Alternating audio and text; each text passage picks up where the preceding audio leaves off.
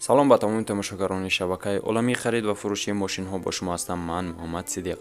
дӯстони азиз, дар навори имрӯзаи мо шумо як чанд мошини беҳтарин, састаини хуб, аҷоибот барои ту охир наворро тамошо кунед ва хабардор бошед аз нархҳои мошинҳои Тоҷикистон. дӯстони азиз, моро дастгирӣ кунед ва дар комментария нависед ки кадом мошинҳоро аз кадом нарх то кам нарха пешкаш кунем ва кадом соатҳо пешкаши шумо гардонем. дӯстони азиз, шумо дар комментария бисёр мошинҳоро хоҳиш кардед.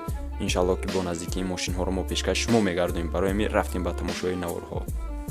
дар Adin XBet бонус рафтааст.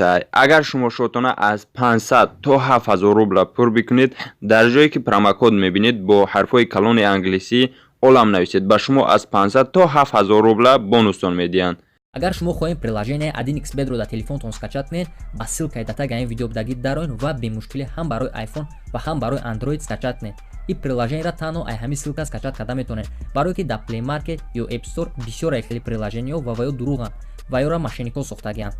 баъди скачат кардан ба приложение медроед ва регистратсия мекунед. бистрая регистратсияро интихоб мекунед ва баъдан номерои телефонтон менависед. валютатонро интихоб мекунед, сомонӣ, доллар, рубл ё ягон чизи дигараш. баъди регистратсия шотона пур мекунед. давомиш дар рӯи экран. инак дӯстони азиз, пешкаши шумо Opel Sedan воқеъ аст дар Қурғон Тепа Бохтар. соли 1992 3 сол шудааст. нави сӯзишвориш танҳо бензин мебошад. абиёи мотораш 1.6, нави сӯзишвориш танҳо бензин гуфтем. коробкаш механик мебошад. рангаш кабуд мебошад. дискҳош престижни, кузаш седан, приводаш пеш мебошад. мошин ҳама ҷош тенҷа, ягон камбудӣ надорад. дар ҳолати хуби техникӣ қарор дорад. мошин фурӯхта мешавад бо нархи 23000 сомонӣ, бо рубли русӣ гардонем 154000 рубле мешавад. ҳамчунин арзон мешавад мошин. барои маълумотҳои бештар занг занед ва маълумотҳои бештарро дастрас намоед. дастгири моро фаромӯш насозед дӯстон. мегзарем ба мошини навбатӣ. инак дӯстони азиз, пешкаши шумо мошини навбатӣ Daewoo Matiz мебошад. соли 2001 истеҳсол шудааст. нави сӯзишвориш танҳо бензин мебошад. абиёи мотораш 0.8 мебошад. коробкаш автомат, рангаш сурх мебошад. приводаш пеш, кузаш хечибег. мошин воқеъ аст дар шаҳри Хуҷанд. дар ҳолати хуби техникӣ қарор дорад. ягон камбудӣ надорад. мошин фурӯхта мешавад бо нархи 25000 сомонӣ, бо рубли русӣ гардонем 167000 рубле мешавад. барои маълумотҳои бештар рақамҳо дар рӯи экран занг занед ва маълумотҳои бештарро дастрас намоед. дӯстони азиз, дастгири моро фаромӯш насозед, ҳатман дастгирӣ кунед. мегзарем ба мошини навбатӣ. мошина бо диққат тамошо кунед дӯстон. Mercedes-Benz Classic соли 1995 истеҳсол шудааст. нави сӯзишвориш газ ва бензин. абиёи мотораш 2 мебошад. коробкаш механик, приводаш қафо, кузаш седан, рангаш сиёҳ. мошин воқеъ аст дар шаҳри Душанбе. мошин фурӯхта мешавад бо нархи 45000 сомонӣ, бо рубли русӣ гардонем 301000 рубле мешавад. мошин арзон намешавад. окончательный ценаш, кондитсионер кор мекунад, як стеклоподъёмник, камера, монитор, евро 4, чехол, нав салон, свежая тоза, дискош 17 бо 4 баллони зимни падарка. мошин свежа, кам гаштаги 150000 километр. барои маълумотҳои бештар занг занед ва маълумотҳои бештарро дастрас намоед. дӯстони азиз, фаромӯш насозед дастгири моро. ссилка дар комментария дароед, ҳатман регистратсия кунед. мегзарем ба мошини навбати Mercedes-Benz S Classic соли 1999 истеҳсол шудааст. нави сӯзишвориш танҳо бензин. абиёи мотораш 2.4 мебошад.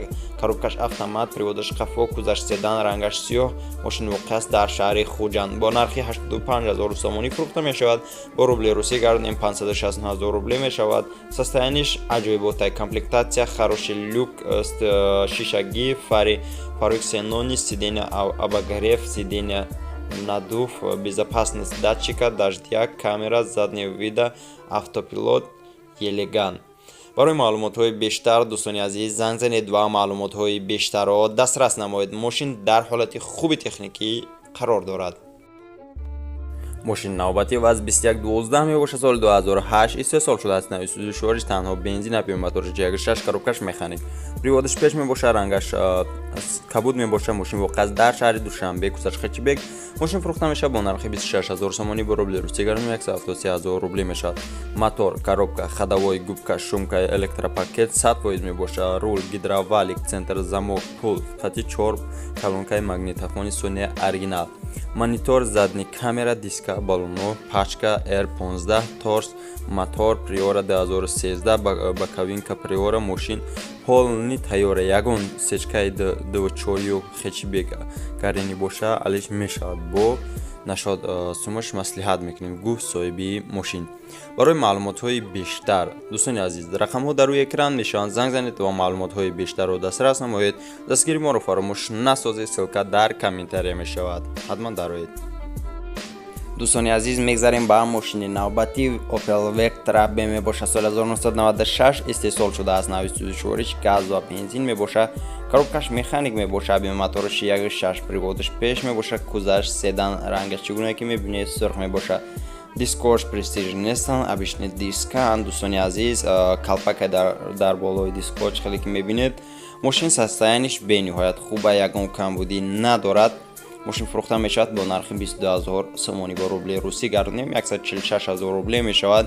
барои маълумотҳои бештар занг занед ва маълумотҳои бештарро дастрас намоед. мошин состояниш аҷоибота, ҳатман занг занед, боз савдоам мешавад. Opel Hatchback соли 1996 истеҳсол шудааст. воқеъ аст дар ваҳдат, нави сӯзишвориш газ ва бензин мебошад. коробкаш механикаи приводиш пеш мебошад. абиёми моториш 1.6 мебошад. кузаш чӣ гуна ки мебинед хэтчбек, рангаш кабуд мебошад. дискои престижни чӣ гуна ки дидаисен. мошин яксола ҳуҷҷат дорад, ягон камбудӣ надорад. мошин фурӯхта мешавад бо нархи 28000 сомонӣ. бо рубли русӣ гардонем 186000 рубле мешавад. барои маълумотҳои бештар рақамҳо дар рӯи экрани шумо. занг занед ва маълумотҳои бештарро дастрас намоед. дӯстони азиз, ссилкае ки дар комментария мешавад, аз ҳамаи шумо эҳтиромона хоҳиш як бор дароед регистратсия кунед. инак пешкаши шумо ваз 2114 соли 2007 истеҳсол шудааст. воқеъ аст дар шаҳри душанбе. нави сӯзишвориш танҳо бензин мебошад. коробкаш механик, абиёми моториш 1.6. кузаш хэтчбек, приводаш пеш, рангаш сиёҳ. мошин дар ҳолати хуби техникӣ қарор дорад. 4 моҳи дигар таъинировка, документош, харидори аниқ. занг зана, бо чақчақ мекунем. савдо болои капоти мошинда мешавад. беҳуда занг назанед, гуфт соҳиби мошин. мошин фурӯхта мешавад бо нархи 25000 сомонӣ.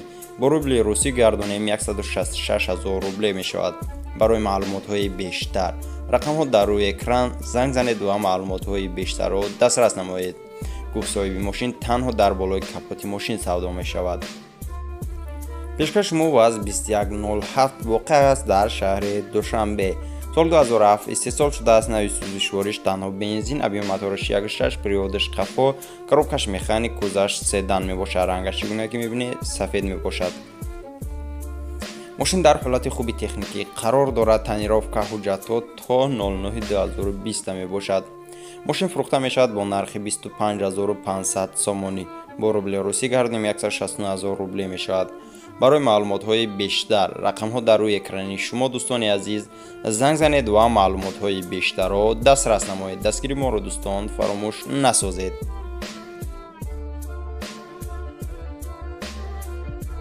дӯстони азиз, пешкаши шумо ваз 2115 мебошад. соли 2008 истеҳсол шудааст. нави сӯзишвориш танҳо бензин мебошад. коробкаш механик, абиёми моториш 1.6 мебошад. соли 2008 гуфтем истеҳсол шудааст. воқеъ аст дар шаҳри душанбе. приводиш пеш мебошад. кузаш седан мебошад. мошин аҷоиботай. мегзарем ба суханҳои соҳиби мошин. мошин дар ҳолати хуби техникӣ қарор дорад. краскаш родной пробегаш, шини дискиш нав мебошад. документош, таъинировкаш то моҳи декабра мебошад. шумализатсияш аҷоибот мебошад. магнитофон и колонки оригинал, ягон расход лозим намешавад.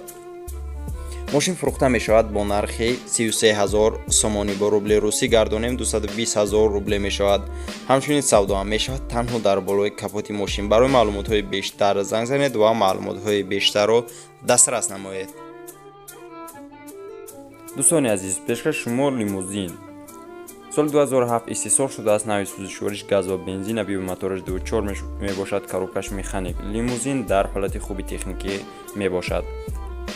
бизнеси тайёр, дарозиш 7 метр, закасош конкретни зурай. мошин майда хатиам алиш мешавад. болои сумтен. айпеш биёй бине маслиҳат мекунем.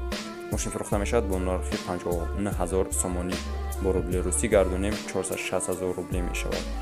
برای معلومات های بیشتر زنگ زنید و معلومات های بیشتر را دسترس نمایید دوستان عزیز.